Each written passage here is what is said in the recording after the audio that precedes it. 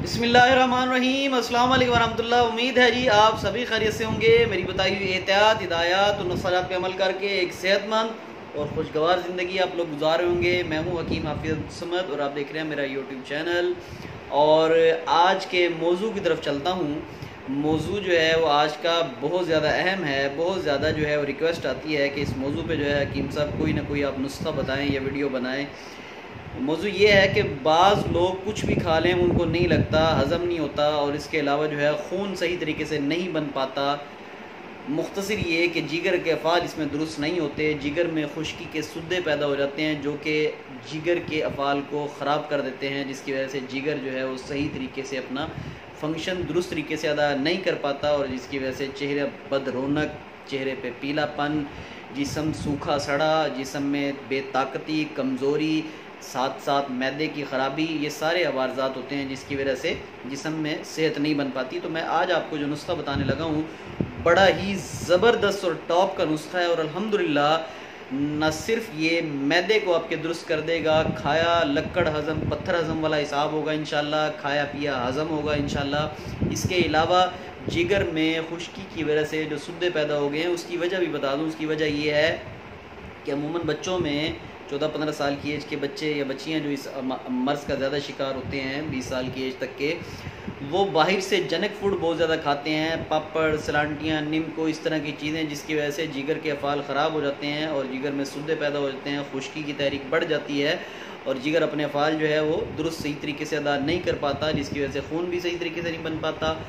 तो उस वक्त जाके ये मसाइल पैदा होते हैं। तो सबसे पहले आप नुस्खे को नोट फरमा लें। नुस्खा जो है बड़ा ज़बरदस्त है, बड़ी उम्र के लोगों के लिए भी, बच्चों के लिए भी, दरमियानी उम्र के जो टीनेजर्स हैं उनके लिए भी, सब के लिए बड़ा ज़बरदस्त काम करेगा। मैं इसका तरीका इस्तेमाल भी आपको बताता हूँ। अफसन 3 आपने लेना है 10 ग्राम, अफसन 3 आपने लेना है 10 ग्राम, रेवंद खताई आपने लेनी है 10 ग्राम, नौशादर ठीकरी आपने लेनी है 10 ग्राम।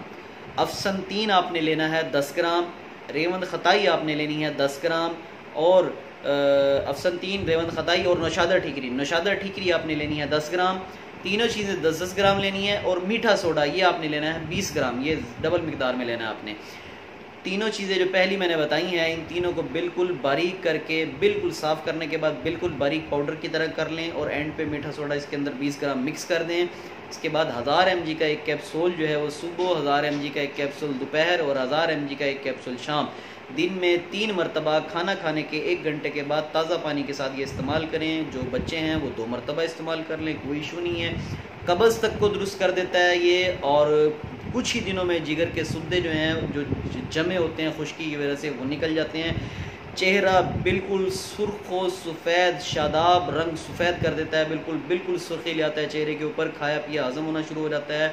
तना हुआ जो पेट है, जो गैस बेतहाशा जिन लोगों को बनती है, मतलब ये कि हज़म नहीं होता तभी गैस बनती है, हाजमा दुरुस्त कर देगा, चेहरे पे रौनक ले आएगा, जिस्म जो है वो शेडोल कर देगा, भरा भरा जिस्म हो जाएगा, सुर्ख व सफ़ेद चेहरा हो जाएगा। इंशाल्लाह फ़ायदा ही फ़ायदा होगा। 1.5 से 2 माह इस्तेमाल कर लें, इंशाल्लाह दुआ में याद रखिएगा।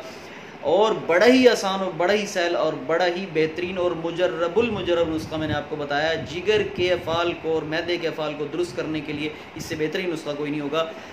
हत्ता कि जिन लोगों को हेपेटाइटिस सी हुआ है माजी के अंदर और उसकी वजह से हेपेटाइटिस सी के जो असरात हैं वो मौजूद हैं आज तक, और एलोपैथिक जो इंजेक्शन वगैरह और मुख्तलिफ जो इनकी दवाएं हैं एंटीबायोटिक, वो खा के जो है वो मैदा और जिगर बिल्कुल जो है वो तबाही के दहाने पे हैं, वो भी ये नुस्खा इस्तेमाल करेंगे तो उनका भी चेहरा जो है वो सुर्ख सफ़ेद होना शुरू हो जाएगा।